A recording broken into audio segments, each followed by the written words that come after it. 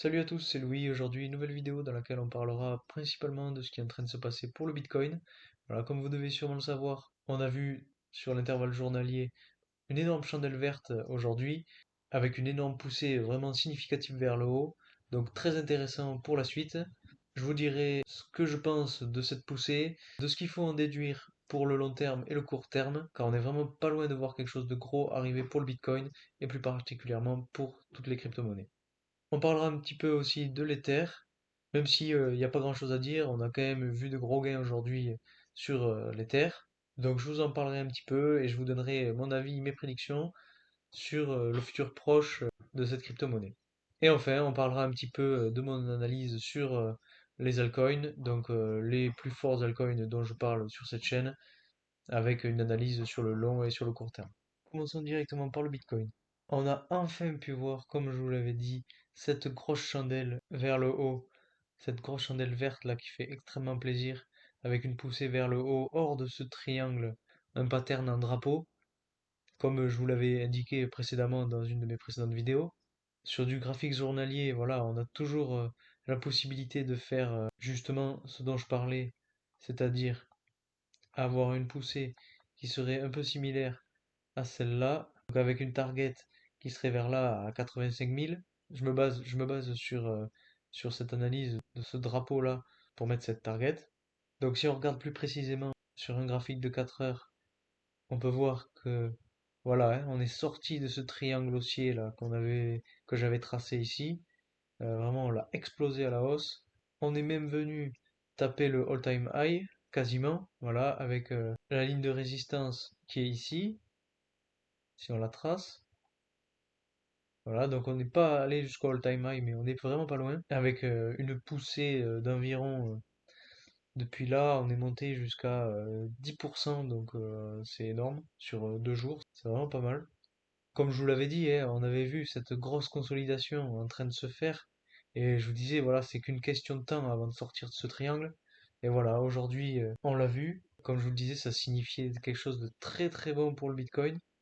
Et aujourd'hui, voilà, on voit le résultat. On a une montée vraiment parabolique. Et comme je vous le disais dans mes précédentes vidéos, on a pu voir les marchés traditionnels qui étaient en train de grimper de façon quasiment exponentielle.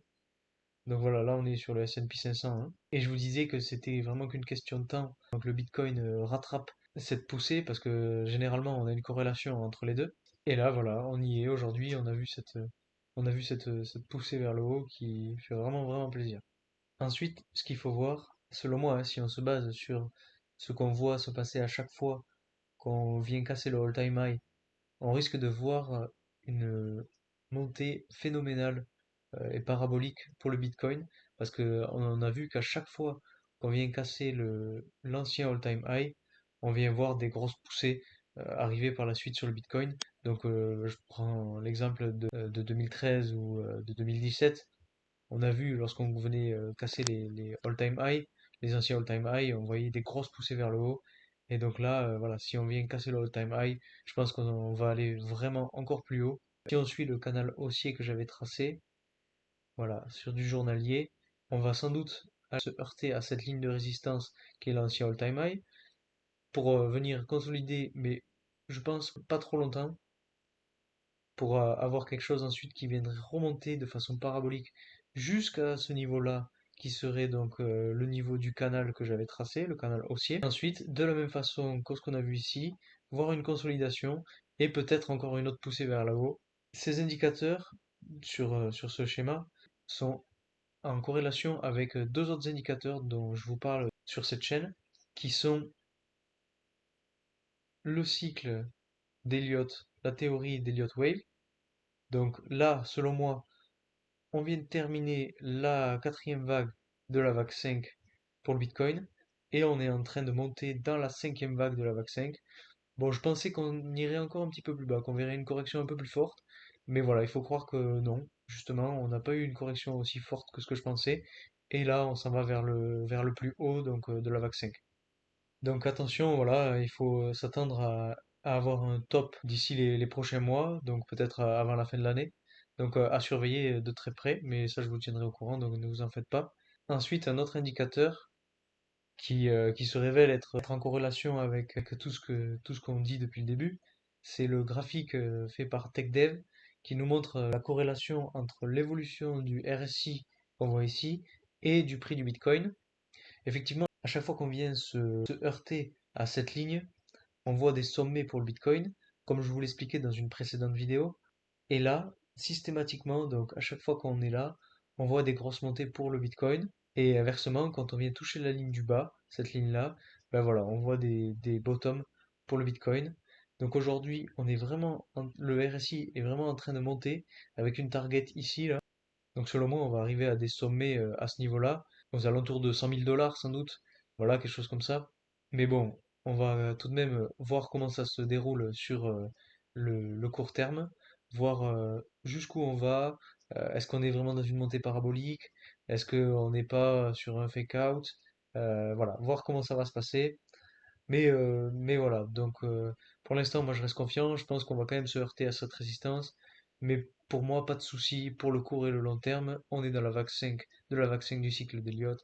Donc tout se passe bien pour le Bitcoin. On a encore un peu de temps avant la fin du bull run. Ensuite, pour parler rapidement de l'Ether, donc on voit qu'on est toujours sur cette tendance haussière.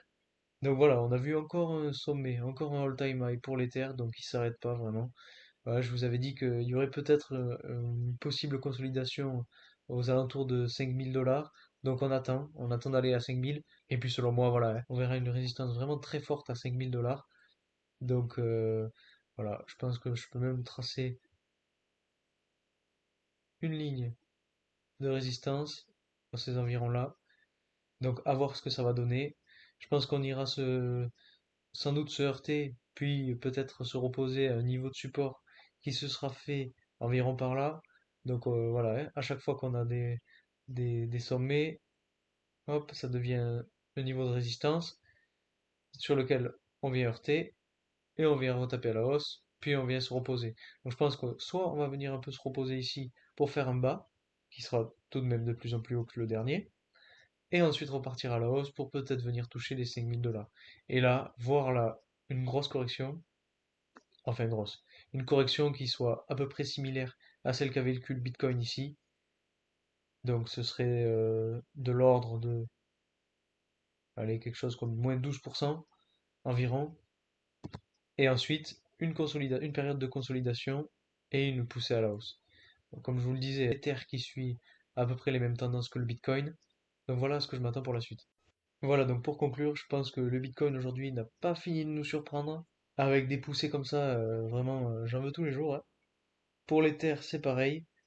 Comme je vous le disais, je pense qu'on va avoir une petite correction pour avoir ensuite une grosse montée. Et puis ensuite, donc pour ce qui est des altcoins, je pense qu'on n'est toujours pas rentré dans la alt season. On va sans doute y rentrer vers le mois de décembre, voilà, par là, lorsqu'on aura vu enfin la cinquième vague du cycle d'Elliott.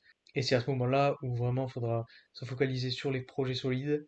Même dès maintenant, en fait, on peut commencer à se focaliser sur les projets solides, à investir dans les projets solides, comme ce dont je vous parle actuellement, hein, Solana, Cardano, Polkadot, Luna, bien sûr.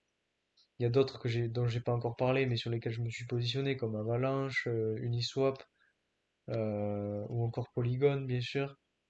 Mais voilà, c'est des crypto-monnaies qui sont avec des forts potentiels, qui ont des projets derrière qui sont solides, avec des bases solides. Donc vraiment à pas négliger. Et voilà, et lors de la all season, ils vont forcément pumper. Donc voilà, je vous en parlerai forcément à ce moment-là. Selon moi, vers décembre. Donc voilà, à suivre avec attention. Surtout, n'hésitez pas à mettre un like si la vidéo vous a plu, à vous abonner pour ne rater aucune de mes vidéos, et surtout à être au courant de ce qui va se passer par la suite dans le monde des crypto-monnaies. Et voilà, donc c'est tout pour aujourd'hui, et moi je vous dis à très vite pour de nouvelles analyses. Salut!